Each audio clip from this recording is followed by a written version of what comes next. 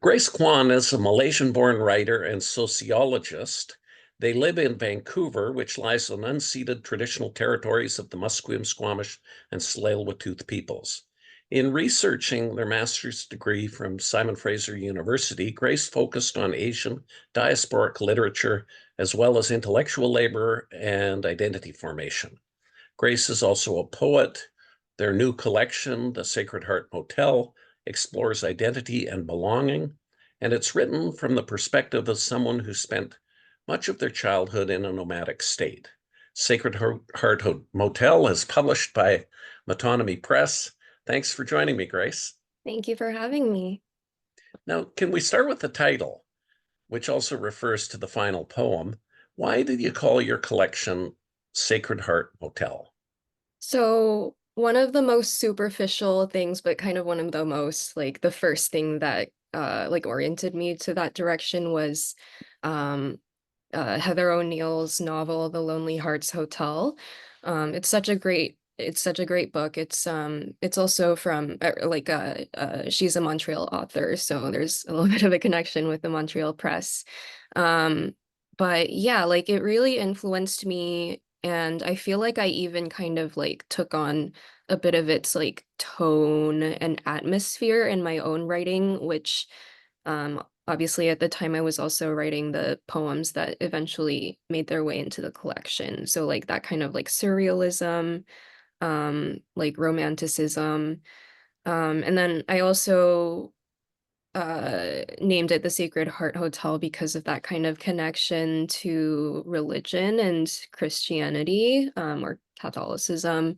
Um, but yeah, and the reason that I like made it into a motel as well is because I really connected to the idea of that placelessness and unbelonging that comes with it. So I grew up kind of moving around a lot. My parents always told me like you were flying on planes before you could even like talk or anything, or walk.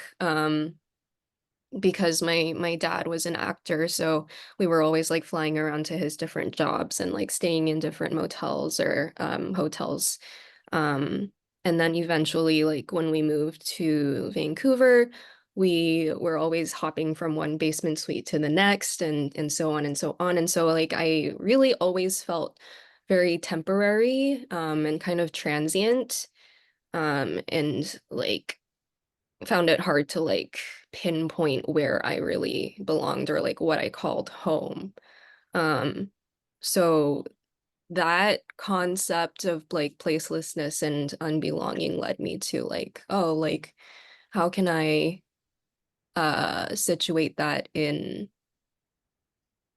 something physical, and put a place to placelessness. And so that was where the motel came in. And it's a motel, not a hotel, because I kind of really like that like grittiness, that like kind of sleaziness almost, like kind of like dirty. It's like on the side of the road. It's not a place that you've like looked up on the internet and like booked in advance. It's something that you stumble upon in the middle of the night.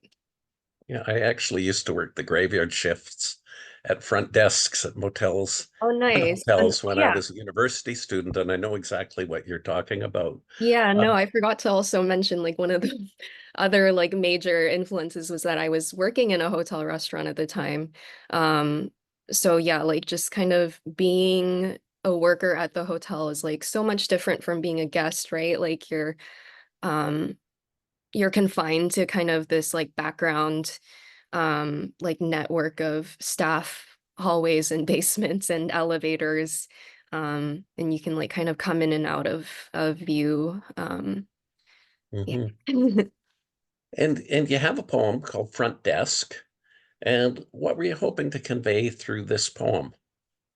That one is one of the it's toward the end of the collection, and it's meant to be kind of like one of those steps where it's like it's almost time to leave. It's like time to check out. And so I think that in that poem specifically, kind of a little bit of everything that came before kind of culminates in one place. Like you have like the guests, you have like the different voices that kind of echo through the motel and like all the poems that describe the motel itself.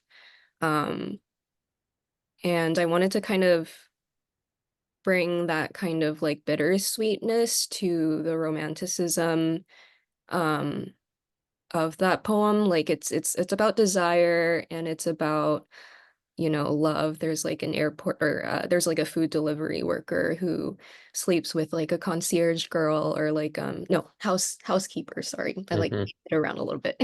But yeah, like it's kind of like nodding to how relationships often also feel temporary and transient when you are in that kind of placeless state yourself. It's difficult to see your relationships with people, like whether it's romantic or platonic or any kind of relationship. It's difficult to feel as if it's like real and lasting, even if you're like putting everything into it. And are there other things you'd like people to know about when it comes to living in motels or for people who don't have permanent accommodation? I don't know if I can speak to that very well because I've since I was a kid, like kind of tried my best to stay in one place, like and so I haven't traveled like even back to Malaysia, my home country, since I was like super young, probably like beginning of high school, I'd say, like junior high. Mhm. Sorry, what was And where were you from in Malaysia? Are you? Oh, I was from Kuala Lumpur, Okay. capital city. Yeah. And so another poem you have is gender studies. And there was one passage in there, it went, listen, read. Beauty was once a country I belonged to. Now I'm a migrant, placeless, and still hovering. And I'm just wondering what kind of motivated that poem. I think that passage is like a kind of great example of like the through line of that poem, which is like I'm kind of like putting the experience of migration alongside the experience of like queerness and desire and beauty. Um, and so kind of experimenting with how they speak to one another. And so I thought of like, I think while I was writing that poem, I was kind of thinking of um, that feeling of transience and not belonging, and how that translates into the experience of being queer and like the alienation and isolation that that can bring. Um, and yeah, like just kind of the separation of oneself from like where you once thought that you belonged, whether that's a physical place, a physical home, or something more relational, to the people that you're around. You also mentioned, like in Eros, another poem, you mention object permanence in connection with the narrator's father, but then it goes in an entirely different direction. And and do you want to talk about that poem and what you were what was kind of going through your mind as you were writing it? It's a good question. It's kind of a very messy poem, and I think that really speaks to what Eros is, I guess. Um, it's definitely it's a poem about, I think, like the discovery of desire and the kind of like different stages that you go through with it in life, which is obviously different for everyone, but for me, it was a very particular path of like kind of um like sexuality and things like that being something to be hidden away and something to be ashamed of, and then like kind of rolling into like discovering your sexuality, discovering desires, and then kind of contending with how you're gonna like kind of rearrange yourself after that, if that makes any sense. Um, Yeah. so it's very visceral as a poem because it's dealing with these ideas and dealing with these like kind of beliefs, and I don't know, it's a very kind of raw experience. And so I really wanted to bring like the flesh into it. And obviously the flesh is also like a term that's used to like kind of describe lustfulness and um things like that in like the Bible or in Yeah. Christianity. In, in your mind, what constitutes a great poem? Maybe you have a million Oh, uh, definitions, but what has to happen for you to be really affected by a poem? oh my God, that's such a hard question. I can ask another question. It's okay. I think the poems that really like hit me are the ones that are like so unintrusive or unobtrusive. I don't know. Hmm. Yeah, unobtrusive. Um, it's like the kind of poem where like you read it very easily. Your eyes go through the words and then you're like, "Oh, wait, like whoa." And then you Hmm. go back and like read it and you're like, "Oh, there's like a whole different like layer to this." But it's something that's like so accessible in the sense of like the words entering you in a very like effortless way, that I feel like only very skilled people can do with language.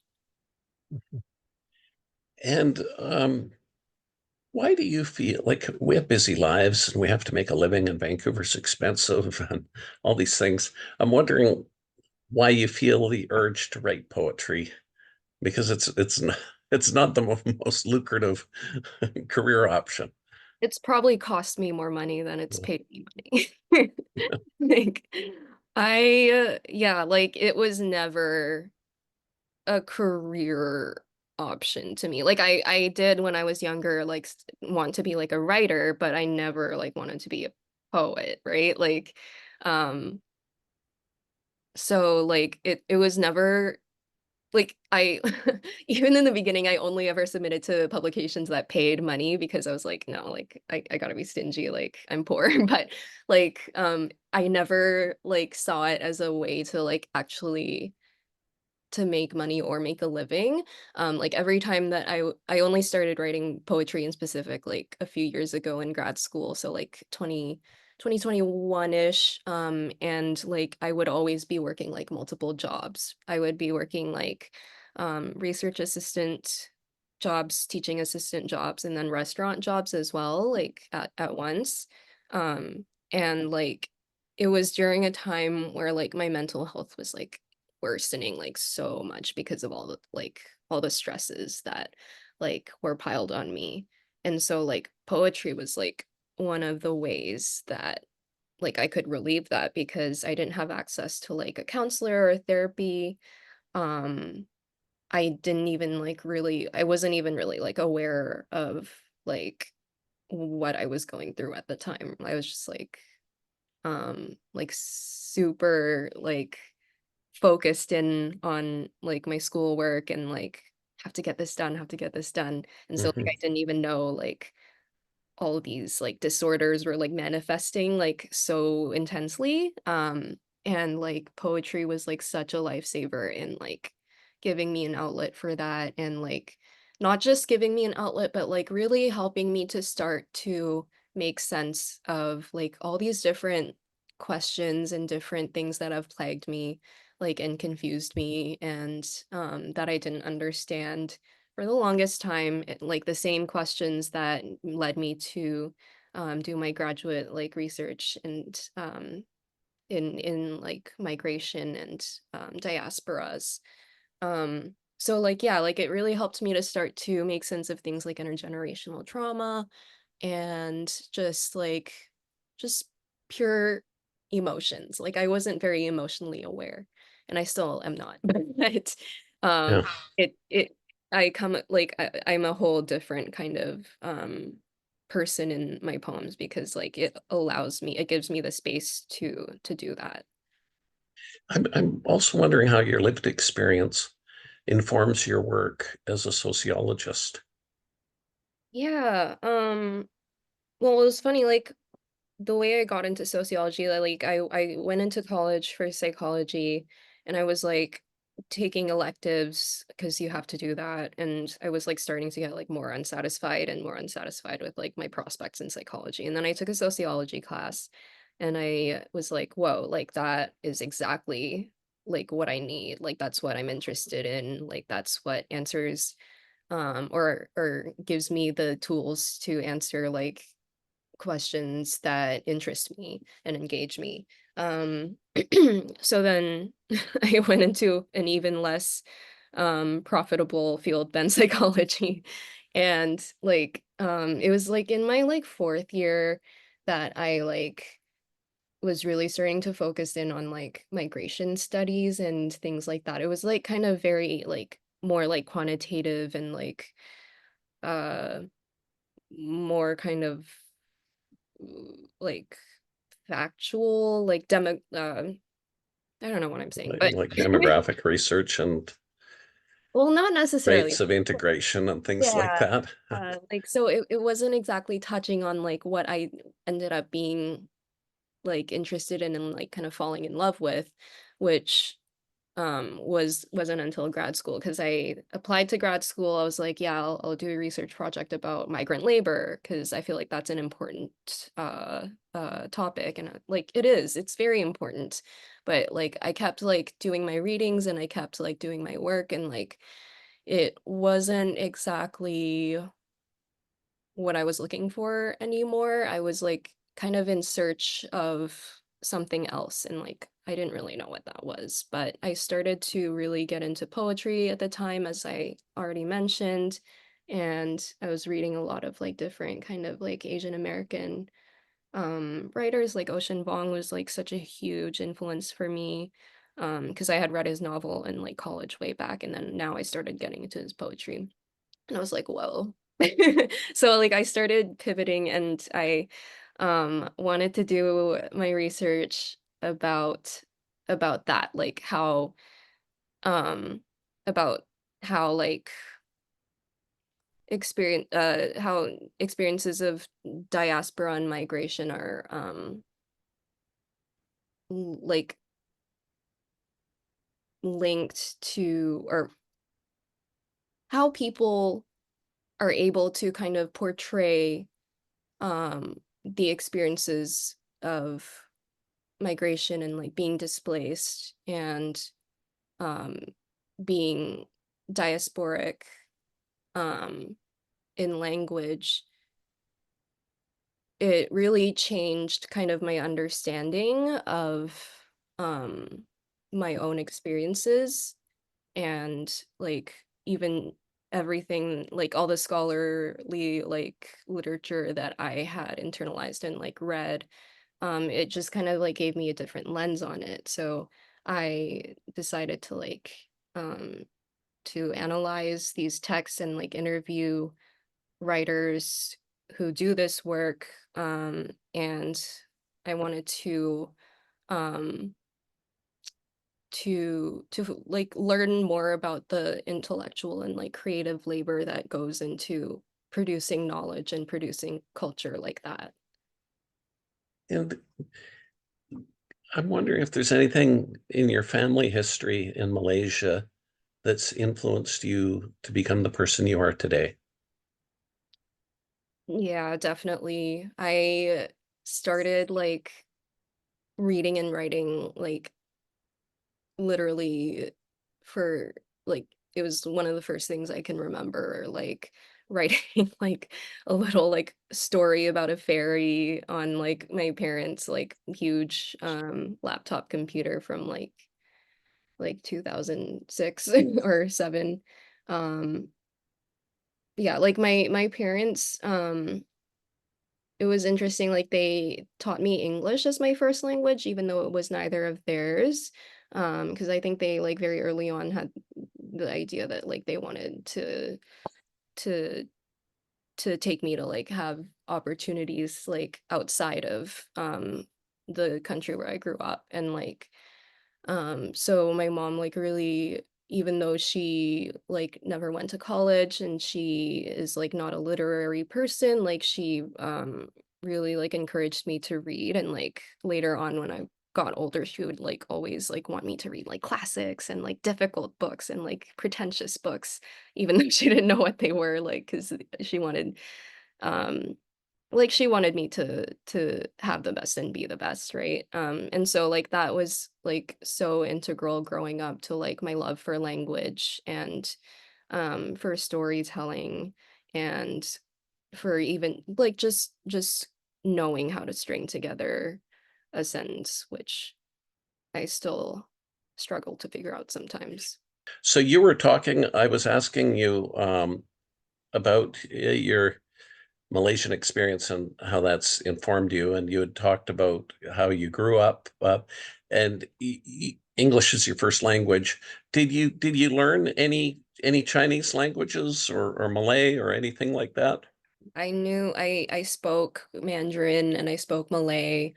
And I could understand, I still can understand Cantonese. And there were so many, like, there's so many different, like, Well, there's dialects. Hokkien as well. Do you Yeah. speak that or Asia. no?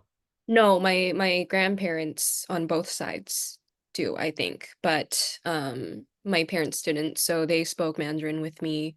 Um, we spoke Malay with others, we spoke English with others. And my parents, my mom came from like Cantonese, like they spoke Cantonese Yeah. in my family.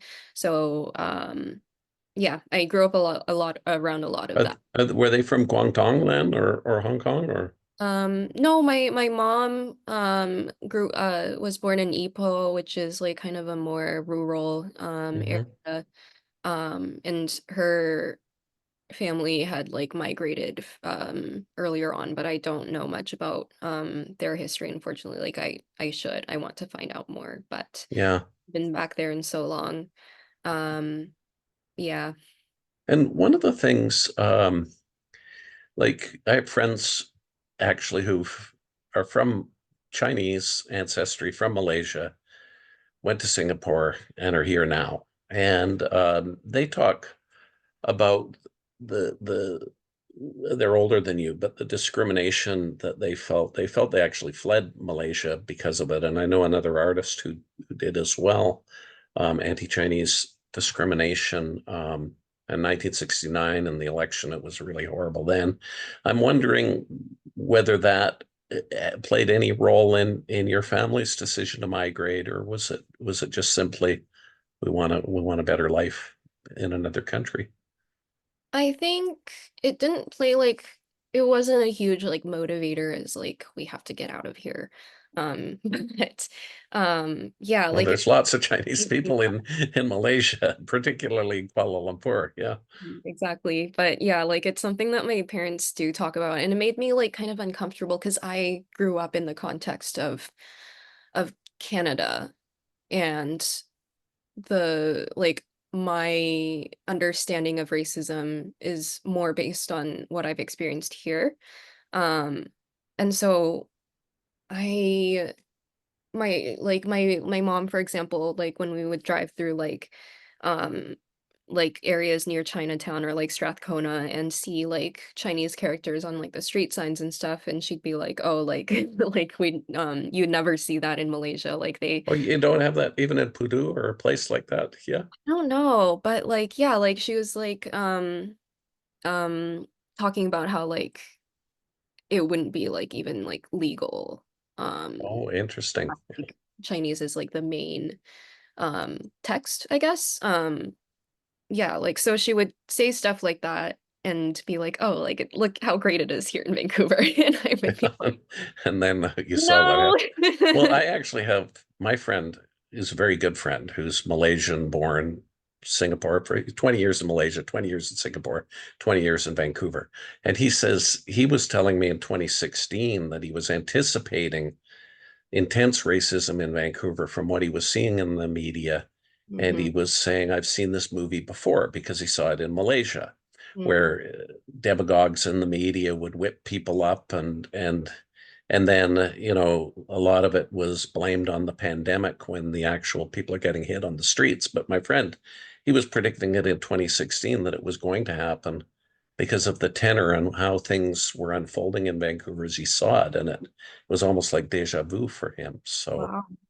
um, but I Yeah. guess you're younger, so you didn't Mhm. live through what he lived through. I didn't, but my family definitely did. Yeah, Yeah, and it's funny you bring that the pandemic up too, because like while I was like TAing in like the pandemic, like I didn't experience like violence myself partially because I spent like all my time at home. But my students would be like writing in their assignments about how they're being like verbally and physically assaulted for being like Asian outside and like being told that they, hi, this is Antoinette, that they like, like being blamed for the pandemic and things like that. So it was like such an intense awakening, I think, because I feel like a lot of people like in Canada and the US like haven't thought much about um race outside of like kind of black and white terms. And obviously that's different in different contexts. Like in Vancouver, it's like yeah, Chinese people and Asian people are a much bigger like not majority, but much bigger community are very much represented. Like but yeah, like there Kathy Park Hong, I think, wrote a book, Minor Feelings, about that kind of like Asian American awakening that's kind of happening. And yeah. We've really seen the uh, AAPI. Yeah. yeah, I'm, absolutely. I'm also wondering, as somebody who's from Malaysia, how you feel about, whether people of Chinese ancestry from Southeast Asia are kind of overlooked or invisibilized in Canada in a way. Because we have this kind of binary, some people have it, this binary construct of, oh, if you're Chinese, you must be either you're born here or many generations, or you're from Hong Kong or China. But there's lots of people from Southeast Asia who are also Chinese ancestry, but we don't really see them represented in the media or in the arts, things like that. That's true, yeah. And I think like a lot of people also tend to flatten Asian into kind of a monolith, like racial identity, and like don't think much about the how many like how much heterogeneity there is, I guess. Um, and so like, like people don't even like think of like South Asian or like Southeast Asian people as Asian, like Filipino people, and things like that. Like there's this kind of like image of like Asian people as like the pale, like Eastern Asian, Chinese, Japanese, whatever, like person. And like I like aesthetically fit into that image. But yeah, like I do agree that like I never see and like Chinese, Malaysian, like Malaysian, Southeast Asian people as much as East Asian people represented in the media. But even less, like I never see Malay people, like I never see like Indonesian people, um, on this side of the country. So yeah, Yeah. Where it's where do you think your book of poetry kind of fits in terms of diasporic literature? Were you trying to fill a gap, or did you just say, this is what I feel like writing? it's the latter, definitely. Like I think that like in terms of what it kind of contributes to um the dialogue on diaspora is like it's it's more an attempt to portray the emotionality and like the emotional life and experience that you live as a diasporic person, more so than something that I'm trying to like represent an identity, if that makes any sense. Yeah, it does. Well, this is great, Grace. Is there anything else you'd like to add? No, I can't think of anything. Thanks. Okay, this is wonderful. Thank you very much for speaking to me. And I've been speaking to Grace Kwan, and she's the author of the new poetry collection, Sacred Heart Motel. Thanks.